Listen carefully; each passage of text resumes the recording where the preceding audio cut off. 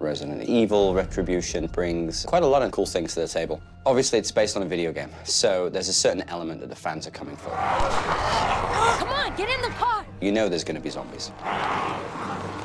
So yeah, I've got 40 of these, so we can pick the best ones of these. I've done half a dozen zombie movies. Just turn around, please, for us. Believe it or not, zombie makeups are always a challenge. It's either their function or the environment they're in. I know in the last Resident Evil, we had zombies that had to swim underwater. So we had to design the makeup so they wouldn't just fall off within 5 minutes. And they also had a kind of a waterlogged look. I know we have some zombies underwater in this. One of our characters gets pulled to her death by zombies. Ready, and action! So we have to modify again an established look on dry land. We have to modify it to go in the water. You sure you can handle this? Having done 2 and 4 Resident Evils, it's been fun to play with it yet again.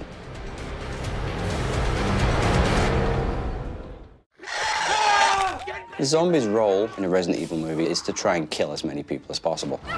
They're pretty much doing the same thing in this, in the way it's set up. This is more of a game than any other Resident Evil movie. Usually you have the smaller creatures through the course of the movie, and the big creature at the end. This movie was one big chase scene. Project Alice, Ada Wong, stay where you are. The heroes start at point A. Let's move. And they move through B, C, D. We had what they call in game terms the boss. We've had many of those going through different levels of the game. The challenges were having something new at each gate, the variety, and keeping it constant. So the zombies in this movie really drive the story along. And then when you come back to the centre of the room, maybe kind of where the overturned table was, just stop for a second. Look around.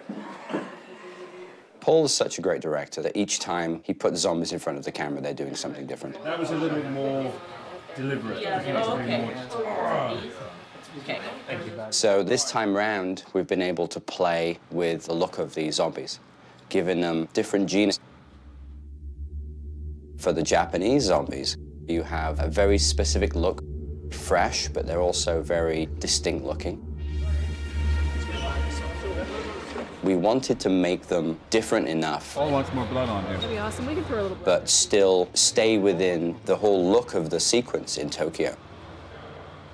Because there's a certain dress sense and there's a certain style that Tokyo has. And we tried to actually emulate that in colors and shapes.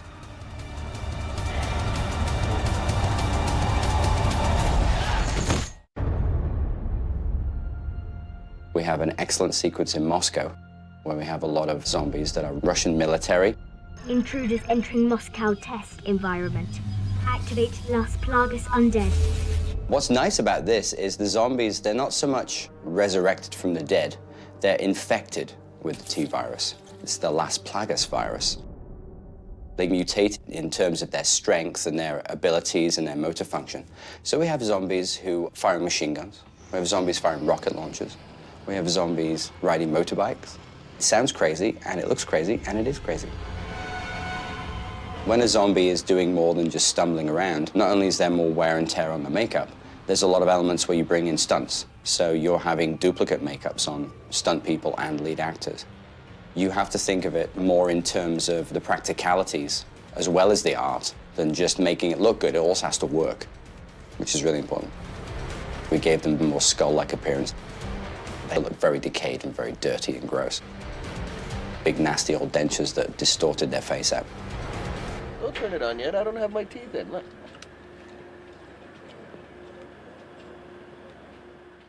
Here we go. Ready, action. It's nice to see zombies come back.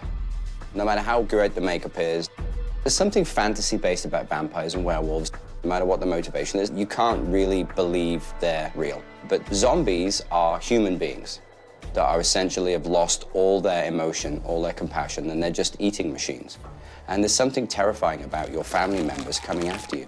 Where do you draw the line between a zombie who is a stranger and a zombie who is your daughter? You want them to be okay, but if they get too close, you know they're not. And in Resident Evil Retribution, it's nice to see them doing their job and to bring something new to the table.